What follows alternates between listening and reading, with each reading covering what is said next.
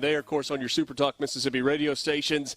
And if you want to watch, you can do so on SuperTalk TV. Laura Yelverton joins me right now as we broadcast live from the Sally Kate Winters Family Services Center in West Point. Laura is the Interim Executive Director. Great to see you. Bright and early this morning. Very early, yes, sir. Yeah. Lots going on. We had a good visit with Scott Colomb, District Attorney's Office, obviously an entity that Sally Kate Winters works very closely with on an ongoing basis.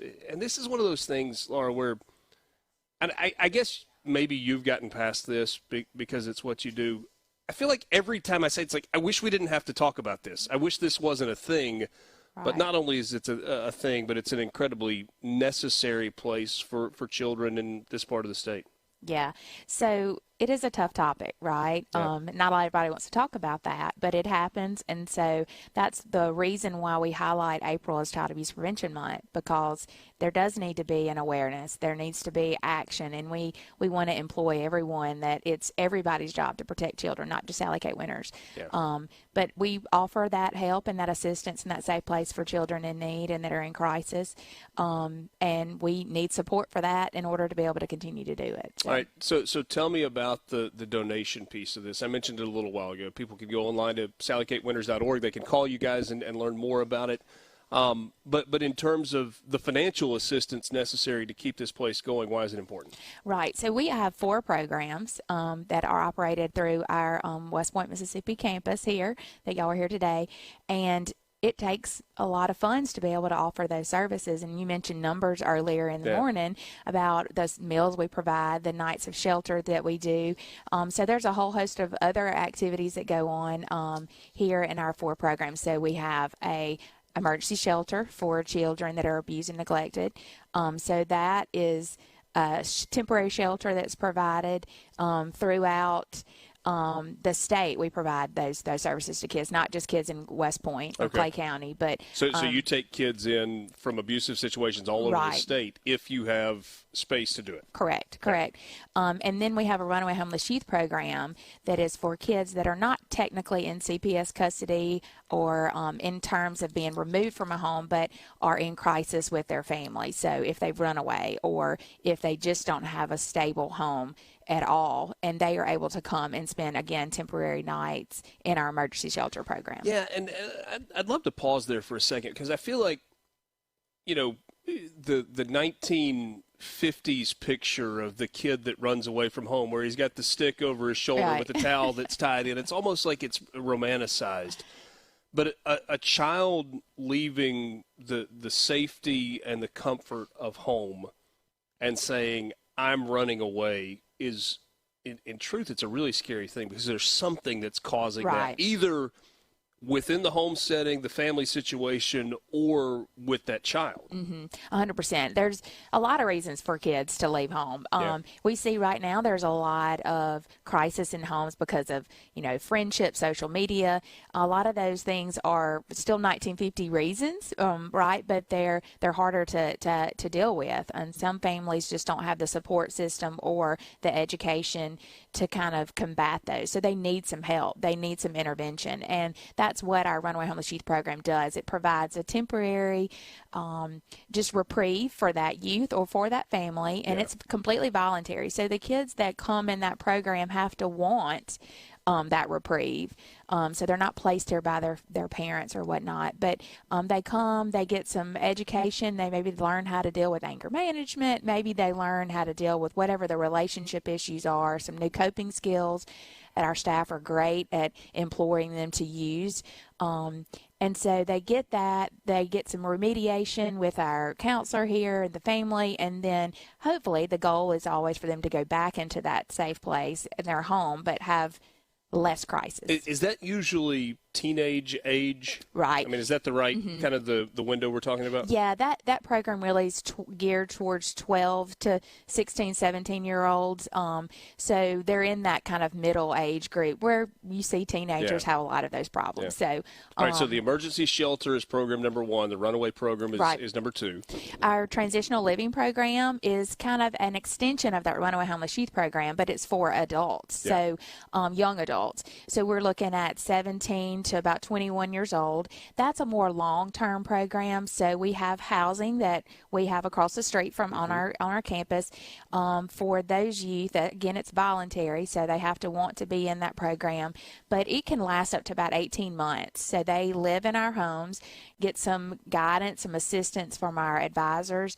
We call them transitional living advisors. They learn independent living skills. So that's life skills, right? Right. That's total life skills. That's really what that program really is geared to do, to get them where they can be successful young adults and productive young adults in the communities. They can come from all over the state as well. And we're talking financial literacy, how to go about getting a loan, how to open a checking account, how to show up for work on time, how to grocery shop successfully within a budget. And that's harder than it used to be, by the way. It's hard. It's still hard for me, right? So everybody's still learning. But those kids, sometimes they don't have a support system, so or a family that's really willing to kind of go that extra mile with them, and so they need that. But there's an education component as well, an employment component.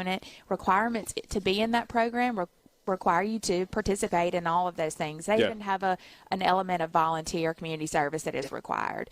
And we've seen great success for that. The kids that come in that really work that program, we've seen that some have gone into the military, some have gone into higher education and actually are now at Mississippi State, or there's one that's just gotten his first apartment.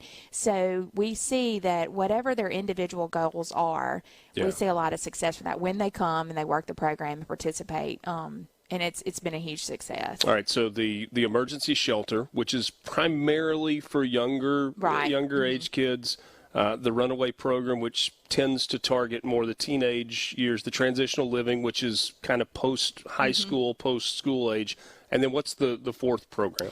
Our Child Advocacy Center. So that's kind of where we meet at the very beginnings of some kind of crisis or some kind of allegation where there's been some trauma. So that child advocacy program really highlights when there's been a report. And again, one of the main things with Child Abuse Prevention Month in April is to really advocate for mandating reporting, so that if you see or suspect child abuse, you make that report. We contact those, get involved with those reports from the onset. And then, as Scott Colon was talking about earlier, we have multiple disciplinary teams in all the counties, the 4 counties that we do serve with this program: Noxubee, Oktibbeha, Choctaw, Clay, and Lowndes.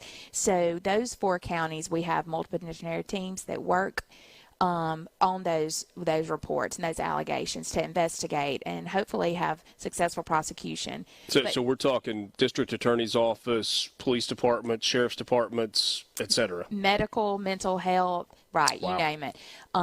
We work very closely with youth courts in those aspects as well. So that program really touches on the initial issues or allegations of trauma, and then we also provide forensic interviews, a part of that with the investigative piece, but we provide mental health and medical services too, so that those children can start that healing process and really kind of overcome that trauma and hopefully live a successful, productive, healing life.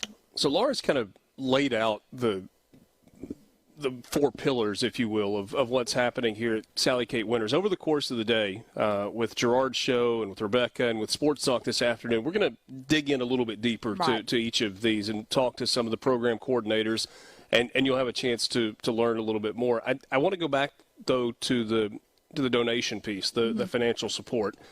From where does your support come? Right. So our 4 programs do have different funding sources. So we receive some federal funding from the federal department.